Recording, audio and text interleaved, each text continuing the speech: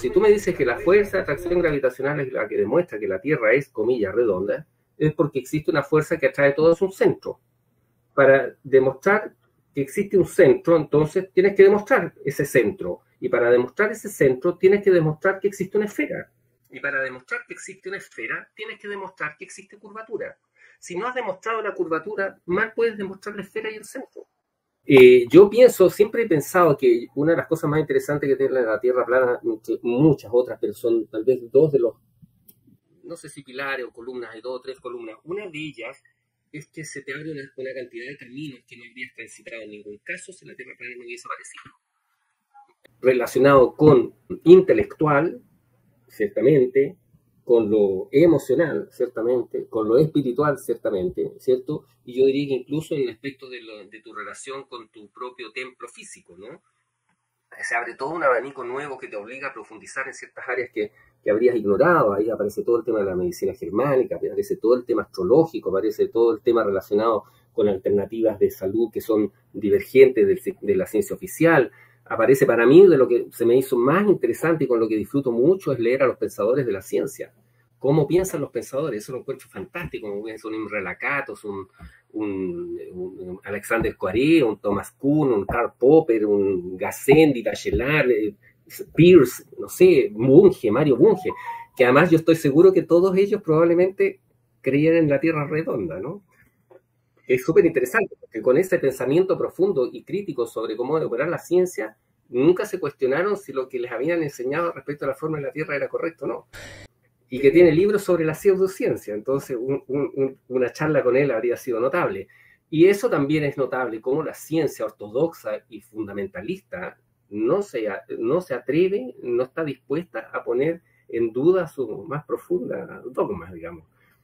Así que ahí hay viajes muy interesantes. Totalmente, es muy loco que no se haya puesto, porque es como lo que vos decís, ¿no? O sea, tantas mentes brillantes, las cuales muchas de ellas no tienen por qué estar ligado a la cuestión cosmológica, lógicamente, tal vez mentes brillantes en el ámbito, por decirlo así, no sé, de la ingeniería, de la arquitectura, si bien hoy nosotros lo traemos a correlación, tal vez no es lo mismo que un astrónomo, ¿no? Que un astrofísico, etcétera, etcétera, o en el ámbito de la salud siquiera, pero muchos de los que sí se han dedicado a cuestiones que están relacionadas o que le han llegado, tal vez no en el término profesional, pero sí en una charla de café, en una charla de amigos, o se han cansado de elaborar premisas sobre lo que podía estar sucediendo en el espacio exterior para quedar, si se quiere, un poco más inteligente, ¿no? Frente al resto.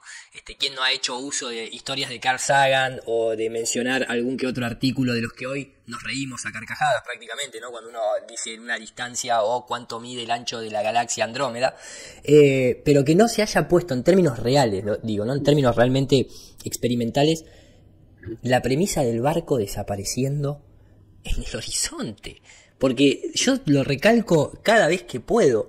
Más allá de la cuestión de Aristarco de Samos y esta idea de tratar de determinar el diámetro del Sol y de la Luna, que supuestamente esa es la historia oficial, el hecho en sí de poner a prueba, si se quiere, que la Tierra es una esfera, no es a través de la observación del cielo, sino que es a través de la observación de la Tierra, objeto Tierra, y sigue estando en la lista de las evidencias en la primera posición, la de que algún griego, que algunos te van a decir que es algún nombre conocido de un griego, pero en realidad nadie sabe, ¿no?, quién es ese griego, se dio cuenta o sospechó que la Tierra era una esfera por ese barco que desapareció viéndolo a ojo pelado, en el mejor de los casos a los 4 o 5 kilómetros, que es imposible de hecho ver que haya desaparecido primero el casco que el mástil. O sea, ya de por sí eso es imposible.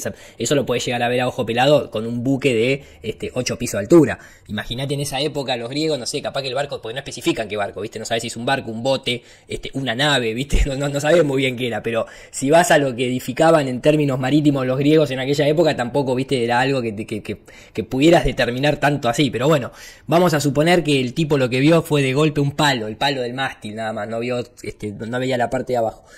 ¿Cómo no se pudo poner, o sea, cómo no se puso a prueba ese axioma supuestamente? En Viña del Mar me dijo: Guille, ¿y qué ha hecho en ti la Tierra plana?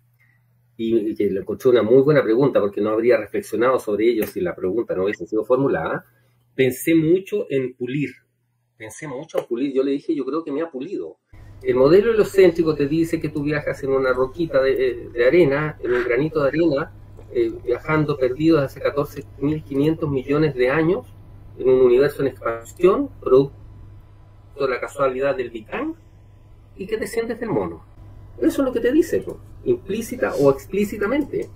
Entonces, evidentemente, esa minimización tan artera, vil, deleznable, execrable de estas alimañas, que yo no entiendo por qué, a eso, y ahí estará nuevamente el principio de razón suficiente para entender por qué tanta inquina, tanta animadversión, tanto odio hacia el hombre. Eso es una de las cosas que a mí me llama mucho la atención, para tratar de absolutamente destruir la naturaleza espiritual elevada de cada ser, ¿no? Para eliminar o castrar, ¿cierto?, la posibilidad de germinación de esos extraordinarios poderes que tendríamos todos y que han sido tan sepultados por el sistema.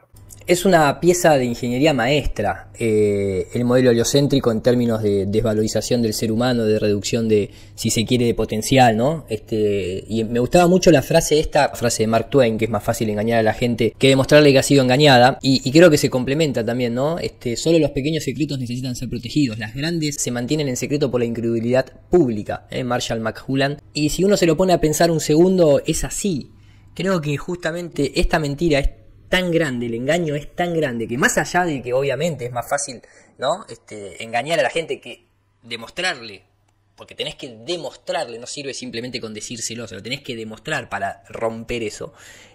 Muchas veces cuando te dicen, bueno, pero entonces, si la Tierra fuese plana, ¿cómo puede ser que estos, aquellos y los otros no se han dado cuenta?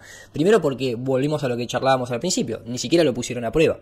Y segundo, que esto sería gráficamente como un agente Smith prácticamente, ¿no? O sea, siempre está la incredulidad de aquellos que tal vez tienen las capacidades y las aptitudes lógicas, intelectuales, para romper con ese engaño, y sin embargo, por incredulidad o por temor, lo dejan de lado. Con esa entrevista que te hicieron en la televisión chilena, con esa frase emblemática de uno podrá pensar quién es el tonto que, ¿no?, que arrancaste desde ahí, siendo profesional y teniendo que enfrentar una reputación dentro de la profesión tuya de arquitectura, de arquitecto.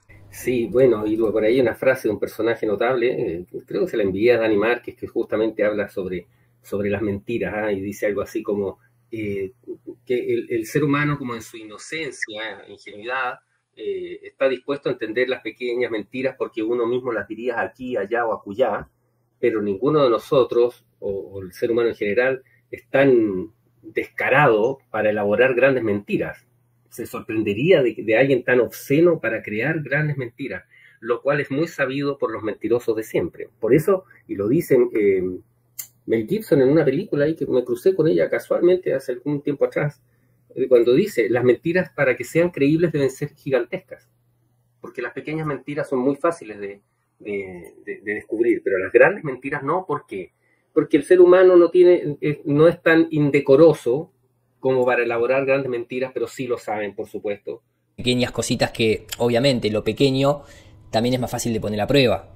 Tal vez es más fácil de llegar rápidamente a desmarañarlo, ¿no? En cambio, si vamos a la cuestión cosmológica, han tenido algunos que podrían haber tenido algo de honestidad intelectual, como por ejemplo es el caso de Edwin Hubble, que para mí esta es una frase emblemática, que tal vez en su momento la entendían pocos, ¿no? Pero dice, tal condición, la de ser el centro de la Tierra, el centro del universo, implicaría que ocupamos una posición única en el universo, análoga en cierto sentido a la antigua concepción de una Tierra central. Esta hipótesis no puede ser refutada, pero no es bienvenida y solo sería aceptada como último recurso para explicar los fenómenos. Por lo tanto, ignoramos esta posibilidad. La posición no deseada de una ubicación favorecida debe evitarse a toda costa.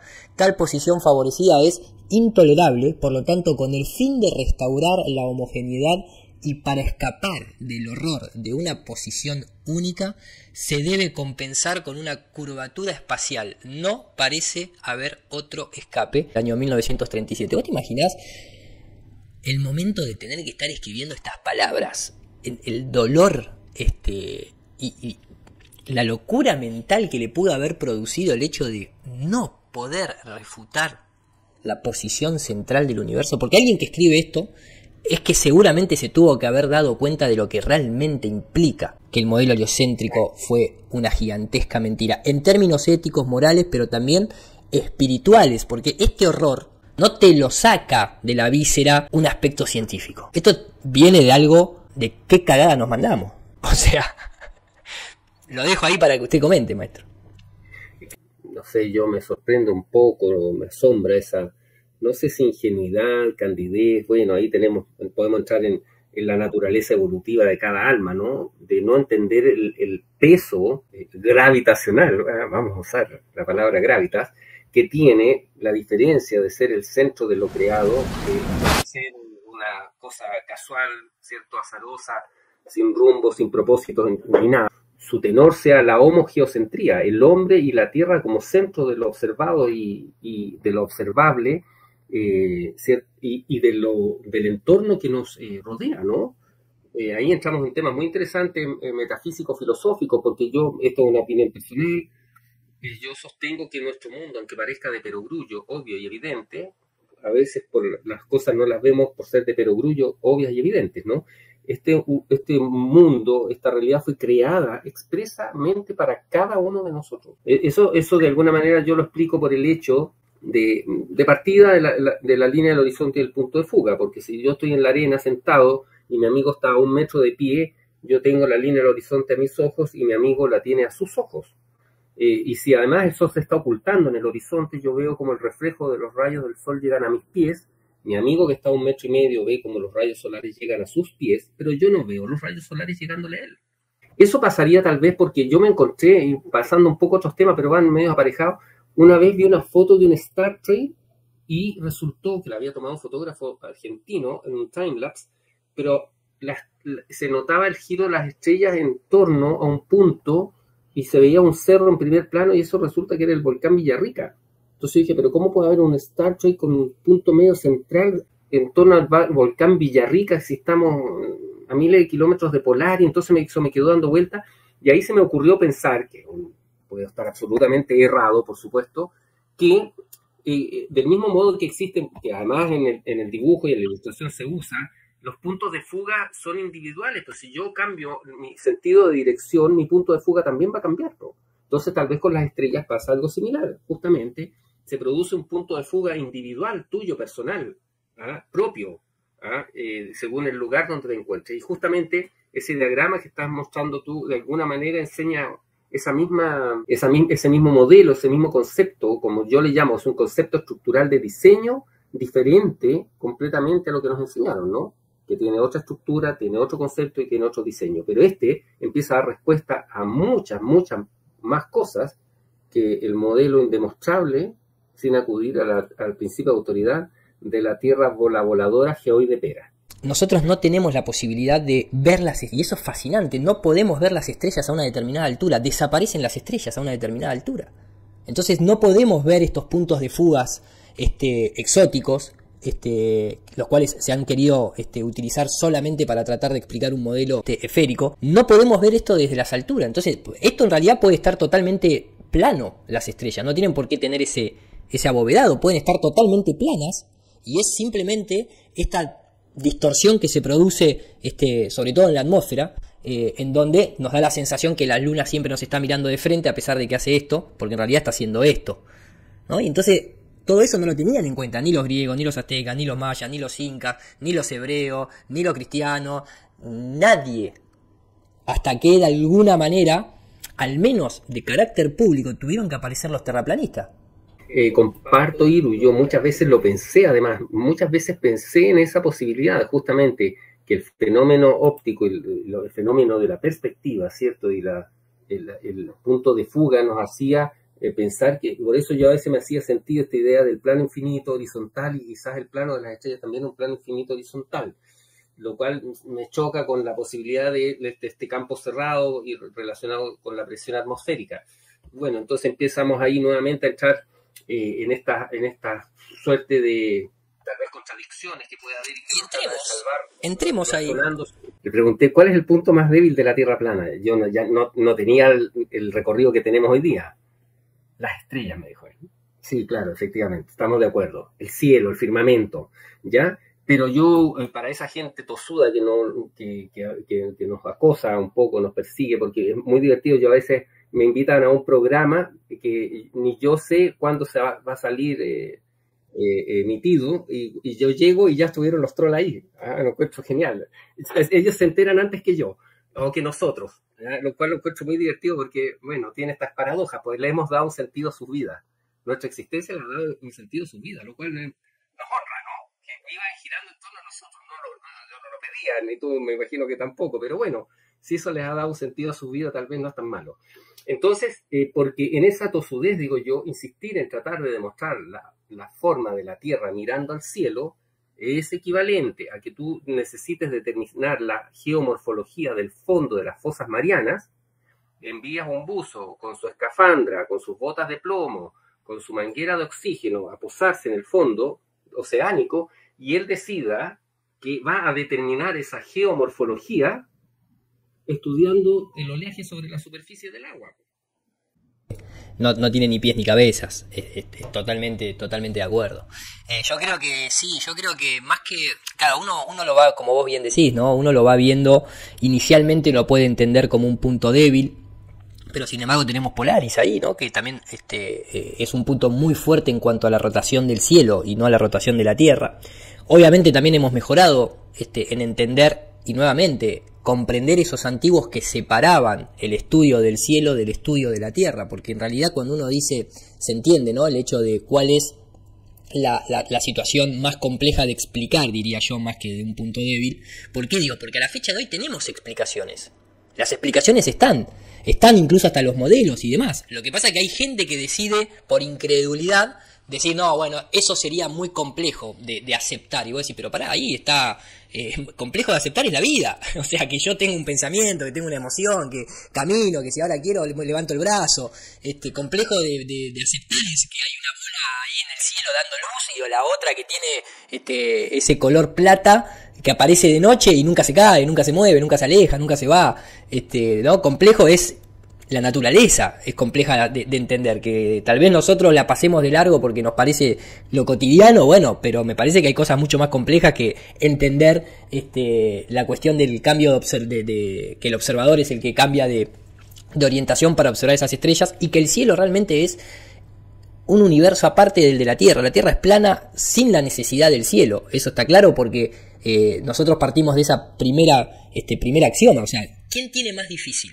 Nosotros, tratando de darle una puesta de sentido y sobre todo una explicación lógica, utilizando las herramientas de la academia, si se quiere, y del conocimiento acumulado a través de los siglos por la humanidad, de cómo podría explicarse el cielo, o ellos tienen más complicado tener que defender que un barco desaparece en el horizonte porque se va detrás de la curvatura terrestre.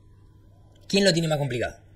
Por eso te digo que es muy entendible el dibujo cosmológico de los antiguos, los cuales evidentemente al menos da toda la impresión de que nunca pudieron elevarse lo suficiente como para empezar a experimentar esto, ¿no? De dejar de ver las estrellas, porque aparte también, si nosotros ponemos en una lista todos los ítems relacionados en ambos modelos con las estrellas, nuevamente, nosotros, repito, tenemos explicación para todos ellos. Lo que no podemos, al igual que ellos, es tener observaciones, por ejemplo, estabilizadas a una determinada altura, donde podamos ver un timelapse, ¿no? Porque obviamente el timelapse que te muestra, no sé, la ISS, es un timelapse que te aclara de que está producido y añadido a posteriori digitalmente. Tenemos hoy en día testigos de primer grado, o sea, desde un Felix Van Garner hasta la gente que va en Blue Origin, que suben a los 100 kilómetros de altura. Felix Van Garner saltó a los 40, pero que te dicen no se ven las estrellas. O sea, este argumento de que en realidad sostenían ellos, que era que no se podían ver las estrellas porque las cámaras de fotos no estaban ajustadas para poder hacer que entrara la suficiente cantidad de luz, bueno, ya no es más compatible. Porque nosotros desde aquí, desde Tierra, podemos ver en una noche estrellada, sobre todo en zonas de poca contaminación lumínica y preferentemente elevados. Chile tiene de los mejores lugares para la observación astronómica. Podemos ver una cantidad infinita de estrellas, incluso hasta se ve la Vía Láctea y demás. Y ese mismo ojo, cuando sube, que tiene todavía mayor potencial de visualización, desaparecen las estrellas. O sea que ya no es simplemente una cuestión de si se ajusta o no se ajusta el obturador de la cámara, realmente desaparecen las estrellas. Desde ese ítem, el cual ellos no pueden sostener que en su modelo la luz tiene que viajar o propagarse en el vacío. ¿Y dónde está toda la poesía de ciencia ficción de que tal vez estamos viendo una estrella que ya murió y nos está llegando la luz de viajando, o que ellos han transformado el cielo en una máquina del tiempo, porque en realidad mirar hacia atrás podemos prácticamente retroceder a los 5 segundos después del Big Bang y todo ese tipo de cosas? Se les va todo al carajo. Todo. Se les destruye toda la cosmología. Solamente con las estrellas. Ni hablar con el barquito. Una suerte de paradoja. Mientras más títulos académicos tengas, más barreras mentales tendrás. Entonces, ¿cuál de esos astrónomos, astrofísicos van a ir apareciendo que tengan la mentalidad lo suficientemente, la humildad intelectual, como dice Leo Chavarría, para estar dispuestos ahí a poner en la mesa del quirófano esa profunda, la más profunda creencia de todas? Porque lo conversé, recientemente hicimos una charla muy grata con Miguel Celades, que la sube esta semana, y comentamos justamente eso. Estas únicas certezas que teníamos, ¿no? Que nacemos y morimos y que la Tierra es, comillas, redonda. No había más certeza. Todo el resto podía quedar en el terreno de cierta incertidumbre. Pero una de esas es un total, absoluto y completo timo. En este caso, también se da en el viaje individual, si se quiere, o cuando alguien viene y te presenta esta información, a veces uno se enoja con uno mismo, estando a solas, teniendo que atravesar esta verdad, y que al principio parece una verdad que te va a dejar como si fuese esa verdad que la otra vez la hablábamos con Rafa Currao, esa verdad que tal vez te deja seigest, ¿no? Cuando te deja vacío espiritualmente. Está bien, te cuenta una verdad, si se quiere, que hay una cuestión arquetípica, no te lo presenta de esa manera, incluso te lo presenta de una manera mucho más cruda y poco didáctica en esta combinación o en este emparejamiento que se da de los mitos religiosos, pero te deja totalmente vacío, espiritualmente te deja totalmente vacío, que es lo que busca el heliocentrismo, vaciarte espiritualmente, porque después lo único que te va a poder llenar es el ateo materialismo. Entonces, sin saber si lo estaban haciendo adrede o no en ese documental que a mí me sirvió mucho para entender la Reserva Federal, las Torres Gemelas, etc. Digo, creo que la Tierra plana lo que te da realmente es justamente que no te deja tirado, como decimos vulgarmente en Argentina, no te deja vacío. O sea, te muestra una verdad que puede en un principio ser incómoda, que te puede generar cierto temor, pero lo que así como te vacía de eso, inmediatamente te da la posibilidad al menos de comenzar un viaje, de revestirte nuevamente con otro ropaje, ¿no? Indemostrable teoría de la atracción de la masa de los cuerpos, ¿cierto? Por insensata y descabellada. Esto es que dos cuerpos puedan ejercer una fuerza el uno sobre el otro mediando la distancia y la masa. Porque eso en realidad es bastante absurdo, ¿no? Y yo, de hecho, cuando lo hablé con las profesoras, antes de hacer esa charla en el colegio de la Asociación de Colegios Británicos, le dije, pero profe, imagínese, una era profesora de matemáticas, si yo tengo una esfera grande de acero y tengo una pequeña bolita de madera, ¿esta le va a empezar a orbitar alrededor de la otra? Se me quedó mirando como diciendo, eso es absurdo. Sí, pues es absurdo. ¿Y sí? La ciencia oficial tiene 5 argumentos para demostrar que la Tierra es, comillas, redonda. Y tú lo mencionaste, dos de los clásicos, desde los griegos, que se sabe que es redonda. Primer argumento. Segundo, el barquito que se pierde por la curvatura. Tercer argumento, los eclipses demuestran que la Tierra es redonda. A mí me carga el término redonda, tú sabes, por ser tan absolutamente impreciso, ¿no? Cuarto argumento, la fuerza de gravedad demuestra que es redonda. Y quinto argumento, los fotitos de la NASA. Y no hay más, salvo algunos que te hablan de giro de las estrellas exteriores. Y no existe más giro. Yo he escuchado a geólogos, físicos, matemáticos, ingenieros, no tienen más que esos 5 argumentos.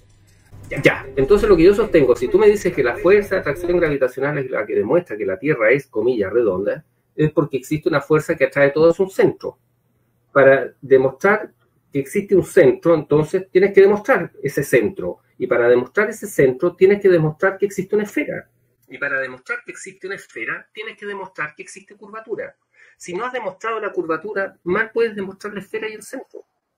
Y por lo tanto se te cae toda tu teoría de la fuerza de atracción gravitacional. No, pero es así, no tener evidencia del radio de la Tierra incluso también obviamente tira por tierra toda la medición indirecta o el peso, o la manera de pesar indirectamente el tema de la masa de la Tierra. Vamos a ir, dice, verdades expuestas. Si lo confirma la NASA, es todo mentira. Si lo confirma la NASA, es todo mentira. Si lo confirma la NASA, es todo si lo confirma la NASA, es todo mentira. A la luna nunca la invadieron y el espacio nunca ellos lo vieron, las galaxias nunca existieron. La Tierra es plana, desde siempre lo supieron. Si lo confirma la NASA.